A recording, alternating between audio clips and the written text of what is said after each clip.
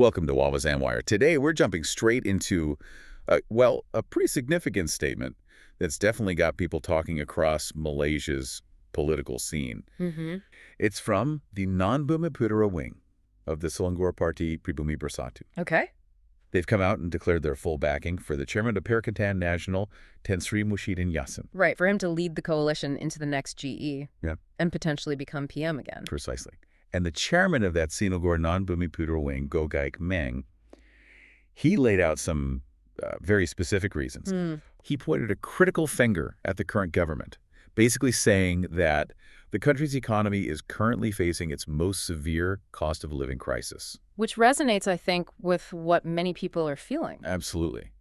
And beyond that, he mentioned that people are encountering difficulties with various upcoming taxes. Yeah. That's definitely a conversation happening, around copydiums in offices. Everywhere. And it wasn't just the economy. Gogaik Meng also raised a political concern, stating that the current government tolerates certain extremist politicians who act unrestrainedly, arbitrarily stirring racial tensions, yet is unable to curb them. And that's quite an accusation. It's interesting how these issues, the economic strain and this perceived rise in racial tension, are being bundled together. Right. What do you make of that? Why bundle those specific points? Well, it's strategically quite potent, isn't it? Especially coming from a non-Bumiputera wing within that particular party structure. By focusing on universal pain points like the cost of living, the value of the ringgit, upcoming taxes, things that hit everyone, regardless of background. And combining that with the concern about extremism and racial harmony, it attempts to build a really broad base of concern. It frames the current leadership as, struggling on multiple fronts, both economically and in managing national unity. So it's not just saying things are bad. It's saying things are bad in these specific ways that affect everyone, and the leadership isn't handling it. Exactly. It's a narrative designed to suggest a need for a different kind of leadership. It connects the wallet issues directly to these broader political stability concerns. That makes sense. Given these observations, these are huge challenges for any government, right? Yeah. How should they ideally prioritize these things? Or can they even be separated? That's the million-dollar question, really. In Malaysia, maybe more than in many places, economic well-being and social harmony are, they're deeply intertwined. Economic stress, especially if it feels unequal, can easily fuel social tensions. And conversely, if you have social division and instability, it's hard to build a strong, confident economy. So you almost have to tackle both together. Ideally, yes. The argument being made by Gogaik Meng seems to imply that a failure in one area suggests a weakness that affects the other too. That effective leadership needs to address both the economic fundamentals and actively manage social cohesion, maybe clamp down on that extremist rhetoric he mentioned. Okay, so it's a critique of the current situation. But Gogaik Meng didn't stop there. He then shifted to praising Tan Sri Muhyiddin's time as prime minister. The track record argument. Exactly, specifically focusing on the COVID-19 pandemic. He said that, despite this massive global crisis, lockdowns, everything, Muhyiddin calmly handled the situation, ensuring that all citizens were well-fed even without work. That's a powerful image, the steady hand of the provider during a crisis. Very much so.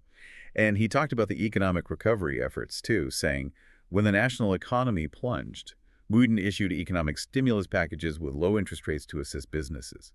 Lifelines for many, presumably. Crucial support during those times. But here's perhaps the most striking part, especially given who's saying it.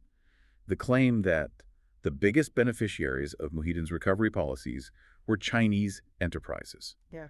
And that subsidies were distributed equally, with Chinese business owners being the main recipients. And now that is a very specific and politically charged claim. It is. And to back it up, he pointed out that MCA President Datuk Seri Wika Siong had publicly praised Muhyiddin, called him the only PM he'd worked with who never touched on any racial issues in cabinet meetings. Okay, let's unpack that a bit.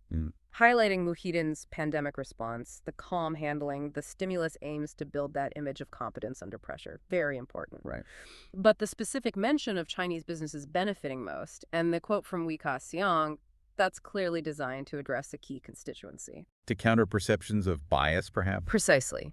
In Malaysia's context, having a non-Bumiputera wing make this claim, and referencing a major Chinese political leader's praise about impartiality in cabinet, it's a deliberate effort to position Muhyiddin as an inclusive leader, someone who governed for all Malaysians, focusing on national issues, not just specific community interests. So the message is, he handled the massive crisis effectively, and he did it inclusively. That's the narrative being constructed, yes. It raises that interesting question, doesn't it? How much does that memory of crisis management and this perception of fairness influence how people view his suitability for leadership now, facing different but still significant challenges? A very relevant question indeed. So, pulling it all together, Go Gekmeng, speaking for the Non-Bumiputera wing, wraps up by throwing their full support behind Muhyiddin. And they frame it based on what they see as the country's current needs.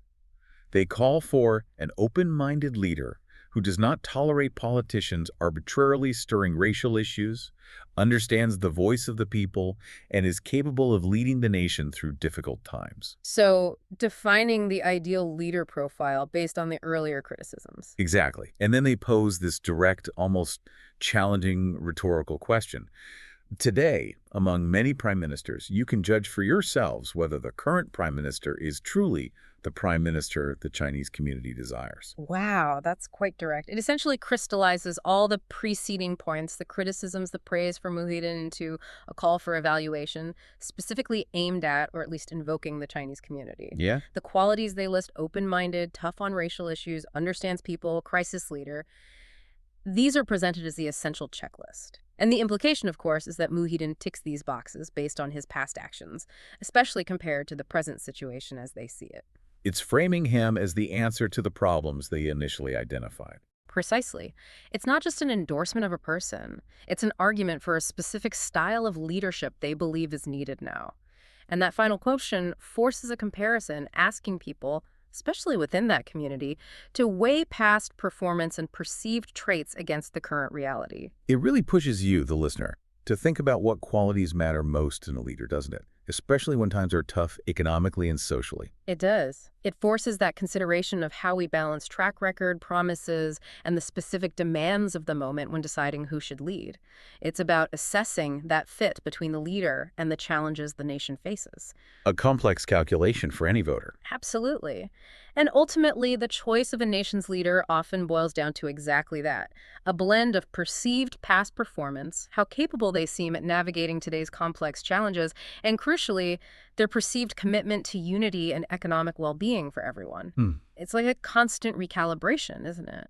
What qualities we value most in our leaders, shifting as the circumstances shift around us. A constant recalibration. That's a great way to put it. It keeps things interesting, that's for sure. Indeed. Remember to like and subscribe for more videos like this.